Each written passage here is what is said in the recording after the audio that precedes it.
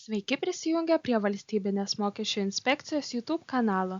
Trumpai jums pristatysiu apie virtualių mokymo paslaugų apmokestinimą PVM.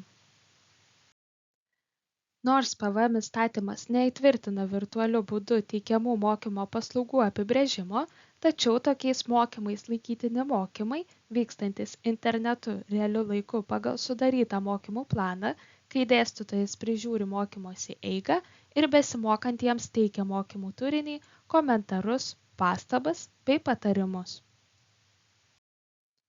Virtualių mokymo paslaugų apmokestinimas PVM priklauso nuo dviejų pagrindinių kriterijų – paslaugos pirkėjo įsikūrimo vietos bei jo statuso. Turi būti vertinama, ar pirkėjas įsikūręs Lietuvoje, kitoje ES valstybėje narėje ar trečiojoje šalyje. Taip pat svarbu žinoti, ar jis laikomas apmokestinamuoju asmeniu, pavyzdžiui, įmonę ar ekonominę veiklą vykdančių gyventojų, ar neapmokestinamuoju asmeniu. Virtualių mokymo paslaugų suteikimo vieta nustatoma vadovaujantis PVM įstatymo 13 straipsnio 2 dalimi, kai paslaugos teikiamos apmokestinamiesiems asmenims, ir 9 dalimi, kai paslaugos teikiamos neapmokestinamiesiems asmenims. Kai virtualaus mokymo paslaugos teikiamos užsienio apmokestinamiesiems asmenims, jos laikomos suteiktomis pirkėjo apmokestinamojo asmens įsikūrimo šalyje, todėl nėra PVM objektas Lietuvoje ir taikomas atvirkštinis apmokestinimas. Kai šios paslaugos teikiamos užsienio neapmokestinamiesiems asmenims, jos taip pat laikomos suteiktomis pirkėjo šalyje, todėl nėra PVM objektas Lietuvoje. Suteiktos paslaugos turi būti apmokestintos pagal pirkėjo neapmokestinamojo asmens įsikūrimo šalies PVM apmokestinimo taisykles. Šioje skaidrėje pateiksiu pavyzdžius, kaip apmokestinamos PVM virtualios mokymo paslaugos. Lietuvos įmonė PVM mokėtoja Lietuvos gyventojai teikia virtualius asmenybės tobulinimo kursus. Kadangi paslaugos teikiamos neapmokestinamajam asmeniui, jų suteikimo vieta nustatoma pagal PVM įstatymo 13 straipsnio 9 dalį.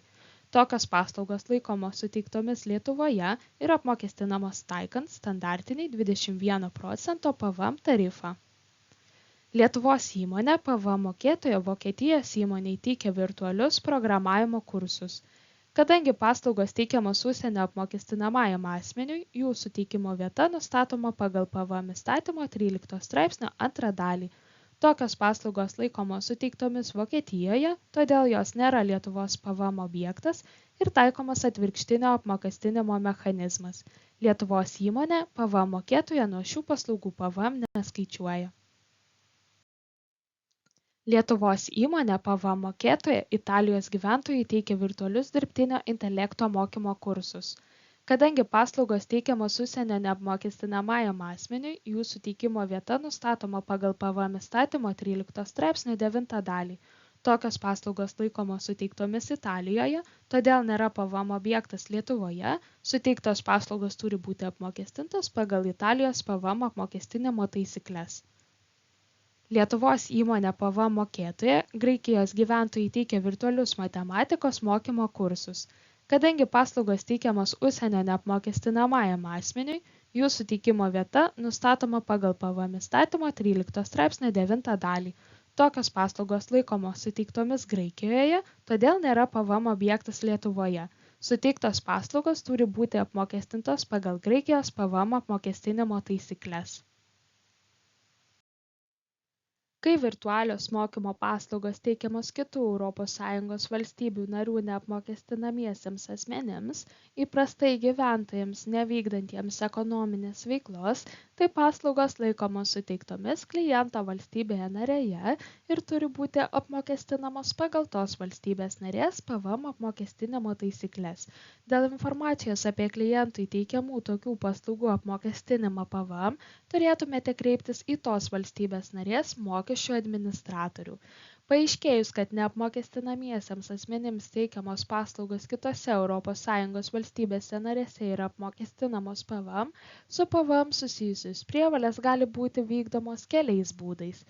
Įsiregistruojant tos ES valstybės narės PVM mokėtojų ir teikiant vietines PVM deklaracijas arba Naudojantis Lietuvos mokesčių administratoriaus administruojama One Stop Shop trumpiau vadinama O sistema bei teikiant ketvirtinės OS PVM deklaracijas arba galima pasinaudoti smulkio verslo schema, trumpiau vadinama SVS kitose ES valstybėse narėse.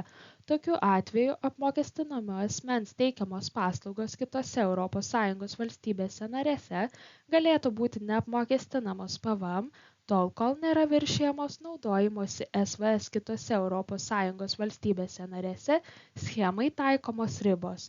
Daugiau informacijos apie šias sistemas galite rasti VMI interneto svetainėje, pasirinkę mokesčių žinyno skiltį, dešinėje pusėje įskleidę VMI elektroninių sistemų skiltį ir pasirinkę kitos sistemos.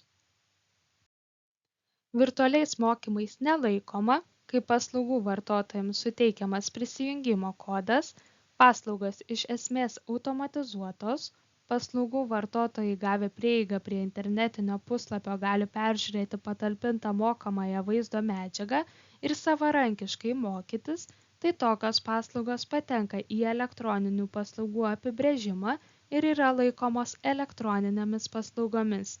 Elektroninių paslaugų suteikimo vieta nustatoma pagal PVM įstatymo 13 straipsnio 2 dalį, kai elektroninės paslaugos teikiamos užsienio apmokestinamiesiems asmenims, 13 straipsnio 15 dalį, kai elektroninės paslaugos teikiamos trečiųjų šalių neapmokestinamiesiems asmenims ir 13 sekundum straipsnį, kai elektroninės paslaugos teikiamos ES valstybių narių neapmokestinamiesiems asmenims. Visą aktualią informaciją mokesčių klausimais galite rasti pasinaudojus šiomis nuorodomis. Ačiū už dėmesį.